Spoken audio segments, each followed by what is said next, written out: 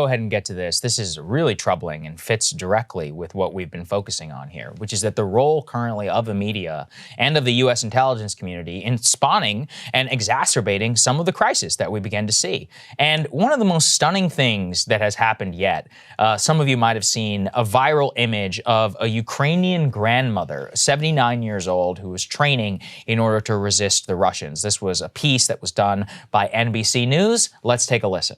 Some communities are taking matters into their own hands. Just across from Russia, in the city of Mariupol, some Ukrainians are preparing. Basic training for the whole family, learning first aid to treat gunshot and shrapnel wounds, and weapons training.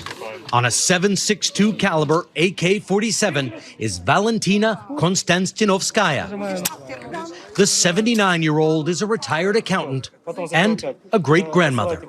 You're about my mother's age, and I can't picture my mother laying down on the concrete learning how to fire an assault rifle. Do you think you're going to actually be doing this? Yes, if Putin comes, I should be able to shoot. The threat is very serious, she says, and I think every person in our country should be able to shoot from the window or on the street if the enemy comes. And unfortunately, Crystal, that viral moment, it came out later that the group that was training those people were legit neo-Nazis. So let's go ahead and put that up there on the screen. Whoops. Which is that Ukraine far-right group offers training to civilians, and that the 79-year-old who said she was ready to defend her family was being trained herself by a neo-Nazi group in the city of Mariupol. Yes, the Azov Battalion. I'm probably saying that wrong. I apologize. Well, and by the way, it wasn't hard to tell. I don't know if you noticed the patch that was on there. Yeah, they had SS patches on the thing. That's how you know. They had like lightning SS patches. Right. And I mean, by the way, this is important history too with this, group of far-right neo-Nazis, which is that originally when we had authorized funding, training and equipment to Ukrainians, there was originally a line in the bill that said, but not these guys. Mm-hmm. And then when nobody was looking, they're like, yeah, these guys too. So these are our allies there. Like these actual neo-Nazis, very upfront about their views, and they are just as important as you would expect.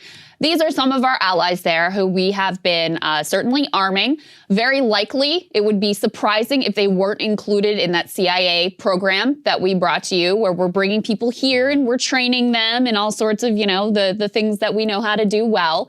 So, these are some of the people that we're supporting, and NBC just puts it up there like this heartwarming story of the tough grandma who's getting all trained up to combat the bad Russians. Look, go grandma. It's not my country. But it's one of those things where when it's our dollars and our media who's holding this stuff up and painting a picture, they're not telling you the full story. This is the same thing happened in Syria, which is also, question this, do the rest of the Ukrainians want those people to be the ones who are in defense? Ask the Ukrainian government how they feels about those neo-Nazi groups. They don't like them. The rest of Ukrainian people, I bet they also don't even want to be associated with them. So we had the same problem in Syria. They're like, oh, well, they're fighting ISIS. Okay, but what else do they believe? And what, it's like, well, what else are they happening here on the ground? These are, again, questions which you have no insight into whatsoever, which a 1-minute soundbite from NBC News, which paints it all as black and white. But us funding and training and equipping radical extremists, that never comes back to bite us, right, Sagar? That never happens. Of course, right? And that's, it's like, and then, we don't even think about that and how that might look in the future. Here's the scary thing. What if those people do win? And also, you think the Russians wouldn't have a propaganda field day to be like, oh, we're fighting Nazism backed by the United States, right? And then, given what they call it, the Great Patriotic War, or World War II, and all that has so much salience in their own country.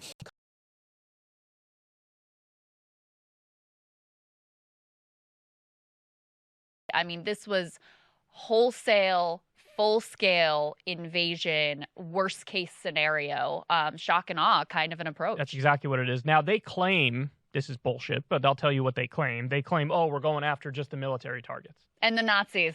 Oh, yeah. Denazification of Ukraine. Yeah, that's what Putin said he was doing.